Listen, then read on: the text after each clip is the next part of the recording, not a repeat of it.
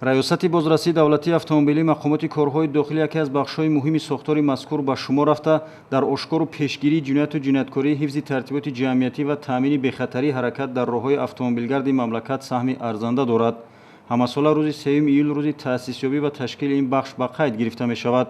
кормандони ин воҳид чун дигар сохторҳои вазорати корҳои дохилӣ ҷиҳати таъмини тартиботи ҷамъиятӣ, пешгирии амалу кирдорҳои номатлуб ва махсусан танзими ҳаракати воситаҳои нақлиёту пешгирии қоидавайронкунии ҳаракат дар роҳ пай иҷрои ӯҳдадориҳои хизматӣ фаъолияти ҳамаҷонибаро бар роҳ мондаанд. зикр кардан ба маврид аст ки бозрасии давлатии автомобилӣ ягона ниҳоди қудратист ки кормандони он дар ҷараёни пешбурди фаъолияти хизматӣ бо шаҳрвандон рӯбарӯ шуда шоҳиди бевоситаи ҳодисаҳои гуногун мегарданд. аз ин лиҳоз аз ҳар як нозири бозрасии давлатии автомобилӣ тақозо карда мешавад ки пеш аз ҳама дар муошират бо шаҳрвандон хушмуомила бошанд. илова бар ин кормандони бозрасии давлатии автомобилӣ дар тамоми чорабиниҳои сиёсиву иҷтимоӣ ва ҷамъиятӣ фаъолона иштирок намуда дар таъмин намудани низому тартибот дар ҳама ҷанбаҳои ҳаёти осоиштаи мардум саҳми худро доранд.